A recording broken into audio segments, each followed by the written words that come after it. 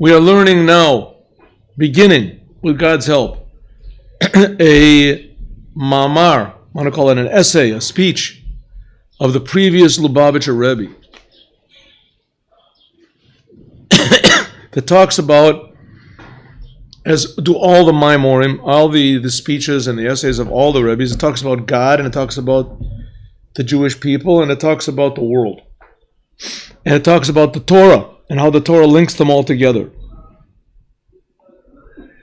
Now, the founder of Judaism was a man that was called Abraham. And if we look in the Bible, we don't see that Abraham did really anything very religious in the classical sense.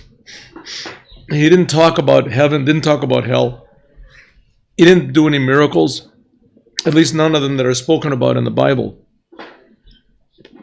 He didn't win any great miraculous battles and conquer countries, even though there is a huge battle that Abraham did fight, but it's garbed in very not unclear language in the Torah. The 5 kings that fought against the 4 kings, very hard to understand. Certainly does not glorify it. And Abraham did not conquer any lands, he didn't conquer any people, and he didn't really even succeed in his goal of transforming the whole entire world. Abraham was called Av Hamon Goyim. God made him, when God gave him the commandment of circumcision, he said, from now on you are going to be the father of all nations. And he certainly was not the father of all nations. And God promised him the land of Canaan, and God promised him his children are going to be like the stars of the sky and the sand on the sea, and he didn't get any of those things. So what was really the greatness of Abraham? So we're going to see, one of the things we're going to see is from this mimer, we've already talked about it, that Abraham gave to the world the ability to really, really be human. A really person who's a really, really human, he does not think about himself. He thinks about only what the Creator wants.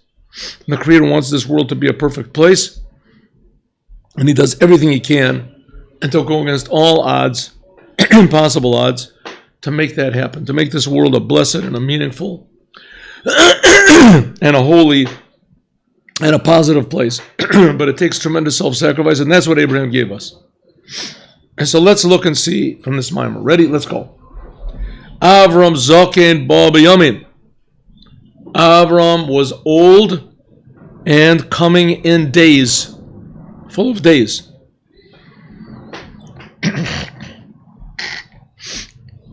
What do you mean he was old, coming in days? What does this mean? Omer Razal, the rabbis say in the Gemara Baba Metzia, page Pei Vav, Amud Aleph, the first side of the page. Ad Avram lo haya zikna. Until Abraham, there was no such thing as looking old. Nobody looked old. A person would get to be 20 years old and he would stay that way. Would look that way. Man dahave boy lemishtai, a person that wanted to speak bahare Avram with Abraham. Mishtai bahare Yitzchak, he would speak with his son Yitzchak.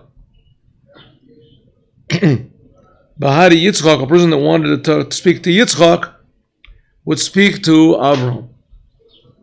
I have to remember that Abraham was 100 years old when he gave birth to Yitzchak.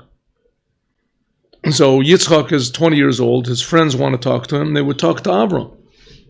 What do you say, Yitzchak? You owe me $15. Here's the $20 that I owe you. He says, who are you talking to? I don't know who you are. He says, Yitzchak, what are you talking about? I just took the money from you yesterday. I'm not Yitzchak, I'm Avram. Just one moment. Can you turn it off 1 second?